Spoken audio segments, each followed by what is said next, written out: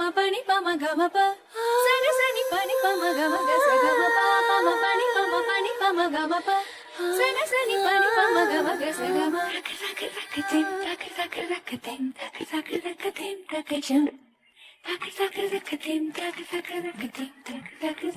rakatim கண்ணோடு காண்பதெல்லாம் தலைவா கண்களுக்கு சொந்தமில்லை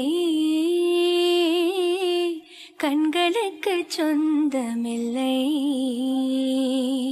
கண்ணோடு மணியானாயதனால் கண்ணை விட்டு பிரிவதில்லை நீ என்னை விட்டு பிரிவதில்லை.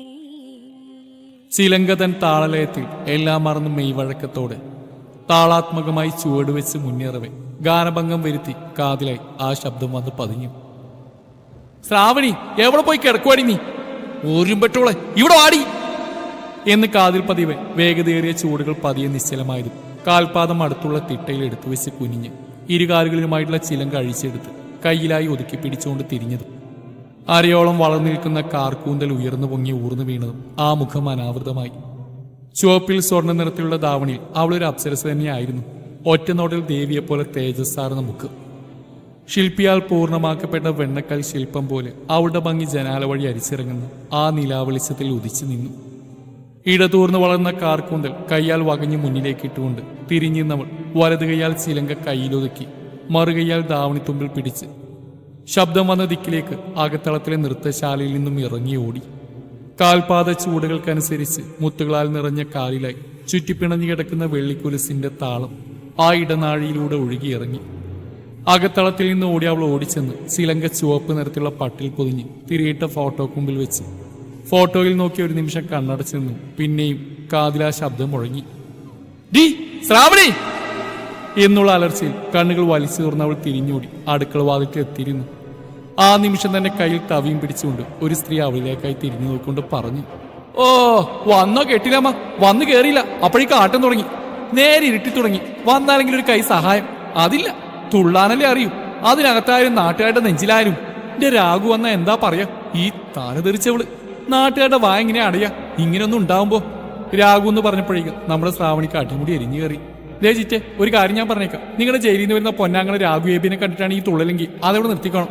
ഒരു കാര്യം ഞാൻ പറഞ്ഞേക്കാം, ശ്രാവണി ധാവണി എടുത്തോണ്ട് നിൽക്കുന്നേ ഉള്ളൂ, തനി തറയാ, വല്ലാണ്ട് വളച്ചിലെടുത്താലുണ്ടല്ലോ ആങ്ങളെയും കൂടെ ഇറങ്ങിപ്പോണ്ടി വരും. അച്ഛൻ മരിച്ചിട്ട് മിണ്ടാണ്ടിരിക്കുന്നതേ ഇവളോർത്തിട്ട് മാത്രം, അല്ലെങ്കിൽ ശ്രാവണിയുടെ സ്വഭാവം മാറും. അടുപ്പിൻ തിണ്ണയിൽ നിന്ന് ഭക്ഷണം വായിലാക്കുന്ന 19 വയസ്സ് പ്രായമുള്ള പെൺകുട്ടിയെ ചൂണ്ടിക്കാണിച്ചുകൊണ്ട് അവൾ പറഞ്ഞു, ഡീഡി നീ എന്തു പറഞ്ഞടി, പാവല്ലേ നോക്കാൻ ആരുമില്ലല്ലോ എന്ന് കരുതി വന്ന എന്നെ പറഞ്ഞാൽ മതി, ആ എന്നോട് തന്നെ വേണം തട്ടിക്കയറാൻ. എന്റെ വളർത്തുദോഷം തന്നെ നാട്ടുകാർ പറയുള്ളൂ, ഒരു കല്യാണം ഇങ്ങനെ വരും, അതെങ്കിലും ഒന്ന് ഓർക്കണ്ടേ എന്ന് പറഞ്ഞ് ചിറ്റങ്ങ് തുടങ്ങിയില്ലേ മൂക്ക് ചീറ്റിയുള്ള കള്ളക്കരച്ചിൽ. മതി കള്ളക്കരച്ചിൽ കരഞ്ഞ്. ഒരു കാര്യം ഞാൻ പറയാം, അവൻ ആ രാഘു നിങ്ങളുടെ ആളെ ഇങ്ങോട്ട് വന്നു കഴിഞ്ഞാൽ അവനോട് പറഞ്ഞേക്ക്, അവന്റെ കോഴിത്തരം കൊണ്ട് എന്റെ അടുക്കളേക്ക് വന്നേക്കരുതെന്ന്. എന്നെ അങ്ങനെ നല്ല സ്വഭാവം ഉണ്ടാക്കിയിട്ട് ചീറ്റ കെട്ടിക്കാൻ നിൽക്കണ്ട, ആട്ടം എങ്ങോട്ടാണെന്ന് എനിക്ക് മനസ്സിലാവും എന്ന് പറഞ്ഞു അതുവരെ ദേഷ്യം പിടിച്ച മുഖം അങ്ങ് ശാന്തമാക്കിക്കൊണ്ട്. അത് മോളെ ശ്രീകുഞ്ഞ്, അവന് നിന്നോടുള്ള ഇഷ്ടം കൊണ്ടല്ലേ പുറകെ വരുന്നു, പിന്നെ ജയിലിൽ പോയെന്നത് ഒരു കുറവാണോ? സ്നേഹിക്കാനല്ലേ കുഞ്ഞിനെ അറിയുള്ളൂ. അവൻ ജയിലിൽ പോയത് നിനക്ക് വേണ്ടിയല്ലേ, നിന്നോടുള്ള ഇഷ്ടം കൊണ്ടല്ലേ. ഒരു തെറ്റും ചെയ്യാത്ത എന്റെ അനിയനെ അവന്മാര് പിടിച്ചോണ്ട് പോയത്. മനക്കിലെ തോപ്പിന്ന് ആർക്കും വേണ്ടാത്തൊരു വാഴക്കുല വെട്ടിയതിനാ ആ പോലീസുകാർ എടുത്തോണ്ട് പോയത്. കേടുവന്ന വാഴക്കുലയാണെന്ന് പറഞ്ഞ് അവനെ പിറ്റേന്ന് തന്നെ വിട്ടയച്ചതുവാ. അടവ് കൊണ്ട് ഇറങ്ങുവാണ് ചിറ്റ, അങ്ങനെ വിട്ടാ പറ്റില്ലല്ലോ. വിട്ടോ ഇല്ലേന്നൊന്നും എനിക്കറിയണ്ട, എന്നെ സംബന്ധിച്ച് അവൻ കൊലക്കേസിൽ ജയിലിൽ പോയവനാ. എന്നോടുള്ള ഇഷ്ടം പറയിപ്പിക്കരുത് എന്നെ കൊണ്ട്. പഴംപൊരി വേണമെന്ന് പറയുന്ന അങ്ങേരോട് ആരാ പറഞ്ഞു മനക്കിലെ വാഴത്തോപ്പിന്ന് ഒരു കൊല പഴം വെട്ടിയെടുക്കാൻ? അങ്ങനെ സ്നേഹം കാണിക്കുക ആണ്, എനിക്കത് വേണ്ട. അതിനെക്കുറിച്ച് സംസാരിക്കാൻ എനിക്ക് നേരമില്ല. കല്യാണം കളവാണെന്ന് പറഞ്ഞുകൊണ്ട് എൻ്റെ മുമ്പിൽ വന്നേക്കരുത്. നാളെ വെളുപ്പിനെ കടയിൽ പാലെത്തിക്കേണ്ടതാ, അത് കഴിഞ്ഞ് വേണം ദേ ഇവിടെ കോളേജിൽ പോയി ചേർക്കാൻ. നേരത്തെ കിടന്നാൽ അതിനൊക്കെ സമയം ഉണ്ടാവുള്ളൂ. ഓടിച്ചെന്ന് കയറാൻ നമ്മുടെ തറവാടൊന്നല്ല, നമ്പർ 1 കോളേജാ, അവിടെ അതിൻ്റെതായ സമയമൊക്കെ ഉണ്ട് എന്ന് പറഞ്ഞ് ചവിട്ടിത്തുള്ളി അവൾ റൂമിലേക്ക് വിട്ടു. റൂമിലെത്തി ബെഡിലേക്ക് ചാഞ്ഞുകൊണ്ട് ഓരോന്ന് ഓർത്ത് കിടന്നു. ഞങ്ങളുടെ സംസാരം കേട്ട് നിൽക്കുമല്ലാതെ എന്നെക്കുറിച്ച് അറിയണ്ടേ? ഞാൻ ആരാന്ന് ഇനി പറയാം. ഒത്തിരി സംശയം ഉണ്ടാവും. ഒരു നേരം ഒഴിവ് കിട്ടണില്ല, പിടിപ്പത് പണിയാന്നേ. ഒന്ന് ഒഴിഞ്ഞു കിട്ടുന്ന സമയം എന്ന് പറയുന്നത് ഈ കിടക്കപ്പായൽ കിടക്കുമ്പോഴാണ്. അവ പറഞ്ഞു വന്ന് എന്നെക്കുറിച്ചല്ലേ, അറിയാൻ മാത്രമൊന്നുമില്ല. ഞാൻ ശ്രാവണി, എല്ലാവരുടെയും ശിവ. നേരത്തെ ഞാൻ സംസാരിച്ചില്ലേ, അതിൻ്റെ ചിറ്റ ദേവയാനി. എൻ്റെ അച്ഛൻ ഭാസ്കരനും അമ്മ ലക്ഷ്മിക്കുള്ള ഏക സന്താനമാണ് ഞാൻ. എനിക്ക് 4 വയസ്സുള്ളപ്പോഴാണ് അമ്മ മരിക്കുന്നത്. ഒന്ന് വീണത്, അത് പിന്നെ കിടന്നു. ഒത്തിരി കാലം അമ്മയെ ബുദ്ധിമുട്ടിക്കാതെ ദൈവം അങ്ങ് കൊണ്ടുപോയി. അമ്മയുടെ ഓർമ്മക്ക് ആകെയുള്ളതാണ് നേരത്തെ പട്ടിൽ പൊതിഞ്ഞു വെച്ച ആ ചിലങ്ക്. ഒരസൽ നടത്തുകയായിരുന്നു അമ്മ. അതുകൊണ്ട് ഞാനും ആ പാതിൽ കൂടെ ഒരു ചെറിയ എത്തിനോട്ടം നടത്തി. എന്നും സന്ധ്യയാൽ ജോലിയൊക്കെ കഴിഞ്ഞ് കുളിച്ചു വന്ന ആ ചിലങ്ക് കെട്ടി 2 ചൂട് വെച്ചില്ലെങ്കിൽ എന്തോ ഒരു കുറവ് പോലെ. ഓരോ ചൂടിലും അമ്മ കൂടെയുള്ള പോലെ ഒരു തോന്നല്. അതുകൊണ്ട് തന്നെ ജീവശ്വാസം പോലെ എപ്പോഴും ചിലങ്ക് എൻ്റെ കൂടെ ഉണ്ടാവും. പിന്നെ ഞങ്ങൾക്ക് പറയത്തക്ക ബന്ധുക്കളൊന്നുമില്ല. ഒളിച്ചോടി കല്യാണം കഴിച്ചതൊന്നല്ല കേട്ടോ. ഒരു മുത്തശ്ശി ഉണ്ടായിരുന്നു, അച്ഛൻ്റെ അമ്മ. അമ്മമ്മയുടെ നിർബന്ധത്തിൽ എനിക്ക് വേണ്ടി കെട്ടിയതാ ദേവയാനി ചിറ്റെ, എന്നെ നോക്കാനായിട്ട്. അമ്മ മരിക്കുമ്പോൾ എനിക്ക് 4 വയസ്സേ ഉണ്ടായിരുന്നുള്ളൂ. 13-ാം വയസ്സിൽ അച്ഛനും പോയി. അമ്മമ്മയും നേരത്തെ ടിക്കറ്റ് എടുത്തു. എന്നെ ഒറ്റക്കാക്കി അവരും പോയി. അച്ഛൻ പോയത് എനിക്കൊരു അനിയത്തി കൂടെ സമ്മാനിച്ച. ഇപ്പോൾ +2 പഠിക്കുക, ആവണി. വീണാന്ന് അവളെ വിളിക്കുക. നന്നായിട്ട് പഠിക്കോള്. നേരത്തെ തിണ്ണയിൽ നിന്ന് ഭക്ഷണം തട്ടിവിട്ടില്ലേ, അതാണ് കക്ഷി. പിന്നെ പറയാനുള്ള ചിറ്റയാണ്. ആളൊരു പാവ. നേരത്തെ വഴക്കൂടിയ വേറൊന്നും കൊണ്ടല്ല, ഇടക്ക് അങ്ങനെയാ. എന്നെ 2 വഴക്ക് പറഞ്ഞെങ്കിൽ ആൾക്ക് ഉറക്കം വരില്ല. ഇപ്പം എന്നെ കെട്ടിക്കാൻ നടക്കുക. വയസ്സ് 24 അതിൻ്റെ ഒരു അങ്കലാപ്പിലാ ചിറ്റ. പെൺകുട്ടികൾ നേരത്തെ കെട്ടിച്ചുവിടുന്ന വെപ്പ്. ചിറ്റയുടെ അല്ല കേട്ടോ. നമ്മളെക്കാളും വീട്ടിലാക്കുന്ന ടെൻഷൻ നമ്മുടെ നാട്ടുകാർ തെണ്ടികൾക്കാണല്ലോ. ബ്ലഡി ഗ്രാമവാസീസ്. അവരുടെ വാക്കിലാണ് ഇപ്പം കല്യാണം കൊണ്ട് ഇറങ്ങിയേക്കുന്നത്. അതുകൊണ്ട് ചിറ്റയുടെ അനിയനെ കൊണ്ട് കെട്ടിച്ചാലോ എന്നൊരു ഉദ്ദേശമുണ്ട്. പക്ഷെ എനിക്കതിന് കഴിയില്ല. വേറൊന്നുമില്ല, അല്ലറ ചില്ലറ മോഷണമൊക്കെ ഉണ്ട് ആൾക്ക്. വയസ്സ് 30. മോശം എന്ന് പറഞ്ഞാൽ പൈസയൊന്നുമല്ല കേട്ടോ. വല്ല ചക്കയോ തേങ്ങയോ അങ്ങനെയുള്ളതൊക്കെ. പിന്നെ ആളോട് എനിക്ക് അങ്ങനെ ഒരു ഇഷ്ടമില്ല. അതുകൊണ്ട് ആ കാര്യം വരുമ്പോഴാണ് ഞാനിങ്ങനെ ചാടി കടിക്കണേ.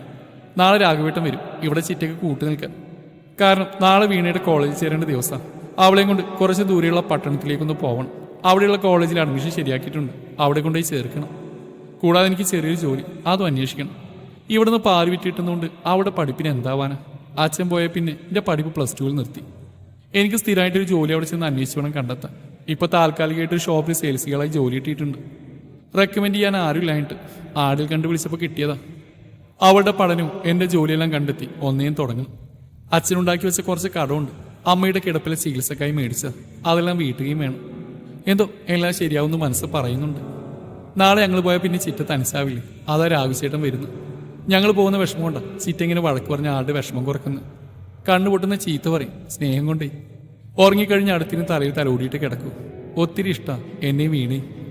ഇതൊക്കെ ഇങ്ങനെയൊക്കെ എൻ്റെ ജീവിതം. നിങ്ങളോട് സംസാരിച്ചിട്ടേ സമയം ഒത്തിരിയായി. ബാക്കിയുള്ളൊക്കെ ഇനി വഴിയറിയാം. ഞാനൊന്ന് ഉറങ്ങട്ടെ, നേരത്തെ എണീക്കാനുള്ളതാ.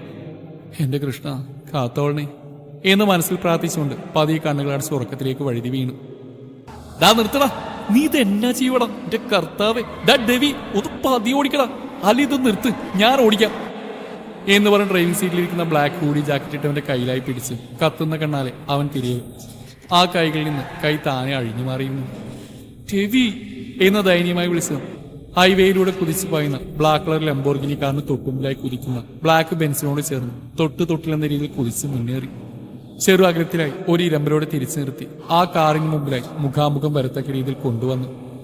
ആ കാറ് മുന്നോട്ട് വരുന്നതിനനുസരിച്ച് ലംബോർഗിനെ പുറകിലേക്കായി ഓടിച്ചുകൊണ്ട് പേടിയോടെ അതിലേറെ കാറിന്റെ വേഗതയിൽ സീറ്റിലായി അള്ളിപ്പിടിച്ച് അടുത്തിരിക്കുന്നവനെ നോക്കി കാല ആക്സിഡന്റിൽ അമർത്തിയതും. ഡെവി വേണ്ട, വിട്ടേക്ക് എന്ന് പറഞ്ഞ് മുഴുവനാക്ക് മുന്നേ അതുവരെ പുറകിലേക്ക് ചലിച്ചുകൊണ്ടിരുന്ന കാർ നിമിഷ നേരം കൊണ്ട് മുന്നോട്ട് കുതിച്ചു. വേഗതയേറിയ ആ വരവിൽ ബെൻസിലിരിക്കുന്ന അതിലായി ഇടിക്കും മുന്നേ പുറകിലേക്കായി അതിവേഗം ചലിപ്പിച്ചു കഴിഞ്ഞിരുന്നു. ഡെവി, നിന്റെ ദേഷ്യം നടക്കടാ, വണ്ടി നിർത്താൻ, അല്ലെങ്കിൽ എന്നെ ഉറക്കിച്ച് പോടാ പന്നി, ഞാനൊരു അവിവാഹിതനാടാ, നിർത്തടാ എന്ന് ദയനീയമായി പല്ലടിച്ചുകൊണ്ട് അലറിയതു. അതുവരെ കുതിച്ച് പാഞ്ഞ കാർ നിമിഷ നേരം കൊണ്ട് സ്റ്റൈലിന് പിടിച്ച് തിരിച്ചു. ഒരു ഞരക്കത്തോടെ മുന്നോട്ട് കുതിച്ച കാർ മുമ്പിലെ കാറിന് വിലങ്ങിനായി ഒരു ഇരമ്പലോടെ വന്നു നിന്നു. കോ ഡ്രൈവർ സീറ്റിലിരുന്നവൻ സ്വയം ഒന്ന് നോക്കി അംഗങ്ങൾക്കൊന്നും ഭംഗം വന്നില്ലല്ലോ എന്നുള്ള ആശ്വാസത്തോടെ നെടുവീർപ്പെട്ടു. ബ്ലാക്ക് കൂടിയിട്ടോ പെട്ടെന്ന് ഡോർ ഒന്ന് പുറത്തിറങ്ങി. പുറം കാലിനാൽ കാർ ഡോർ ചവിട്ടിയടച്ച് അകത്തിരിക്കുന്നവൻ ഇനിയുള്ളത് കാണാനുള്ള കരുത്ത് എനിക്കില്ല എൻ്റെ കർത്താവേ എന്ന് പറഞ്ഞു. അവനിൽ നിന്ന് മറ്റവന്റെ പല്ലുനാങ്കിലും വീട്ടുകാർ കാണിച്ചു കൊടുക്കാൻ ബാക്കി വെക്കാനെങ്കിലും പറയണേ കർത്താവേ എന്ന് മുകളിലേക്ക് നോക്കി വിളിച്ചു പറഞ്ഞുകൊണ്ട് കണ്ണുകളടച്ച് സീറ്റിലേക്ക് ചാരിയിരുന്നു. കാറിൽ നിന്നിറങ്ങിയവൻ തന്റെ കാറിന്റെ പുറകെ ഡിക്കി തുറന്ന് ഹോക്കി സ്റ്റിക്ക് കയ്യിലെടുത്ത് മുന്നിലെ കാറിന് ലക്ഷ്യം വെച്ച് നടന്നടുക്കും തോറും ഒരു കൈയിൽ നിന്ന് മറുകൈയിലായി ഉയർന്നു പോകുന്ന ഹോക്കി സ്റ്റിക്ക് വലത് കൈയിലായി പിടിമുറുക്കി. എരിയുന്ന കണ്ണാലെ ആ കാറിന്